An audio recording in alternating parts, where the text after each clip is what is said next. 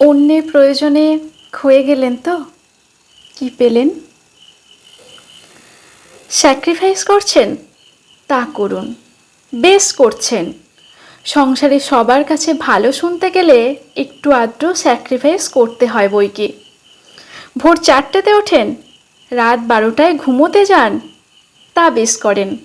আপনারই তো সংসার, ডাক্তারের কথা মতো 6 ঘন্টা ঘুমোতেই হবে এমন তো নয়।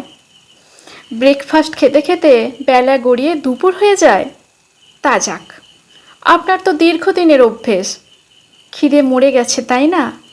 সে ঠিক আছে, আপনারই তো সংসার, সবাই কত আপন আপনার, তাদের জন্যই তো করছেন।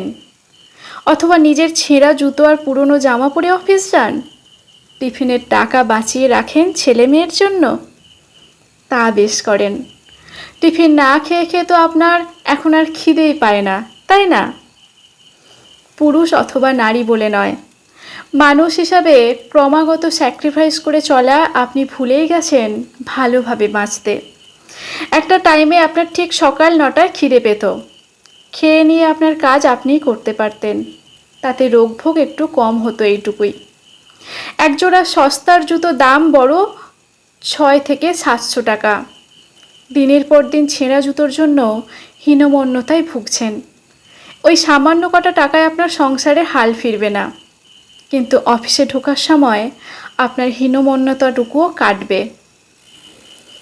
আচ্ছা, আপনি যে স্যাক্রিফাইস করছেন সেটা আপনার সংসারে সবাই জানে?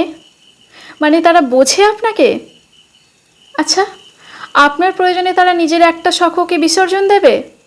নাকি ভেবেই নিয়েছে ও এই রকমই, ওর ভোর রাতে পার্স বালিশ জড়িয়ে আর 1 ঘন্টা ঘুমোতে ইচ্ছে করে না? নাকি ভাবে এর নতুন জামা জুতো লাগে না অফিস যেতে? নাকি এটা ভাবে এই কাজগুলোর দায়িত্ব শুধু আপনার, বাকিরা কেন দায়িত্ব নেবে? দস্যু রত্নাকরের পাপের ভাগ নাকি তার পরিবারের কেউ নিতে চায়নি, অথচ সে চুরি করতই পরিবারের সকলের অন্নের জোগানের জন্য। অবশ্যই সকলের দায়িত্ব আপনি পালন করবেন, তাদের ভালো রাখার দায়িত্ব আপনার।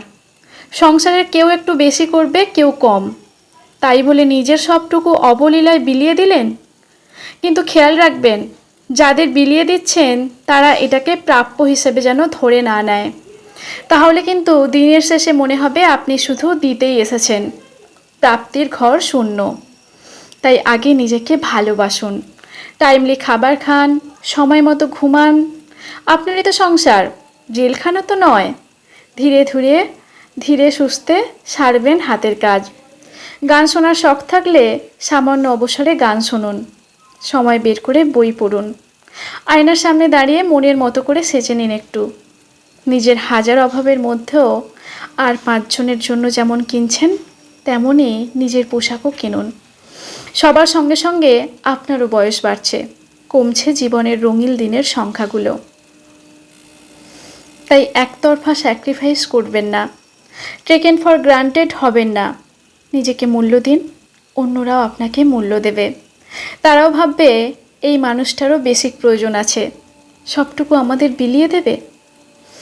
ধন্যবাদ। কলমে সংগৃহীত, পাঠে আমি শ্রাবণী দাস। ভিডিওটি ভালো লাগলে অবশ্যই লাইক, কমেন্ট, শেয়ার করে পাশে থাকবেন।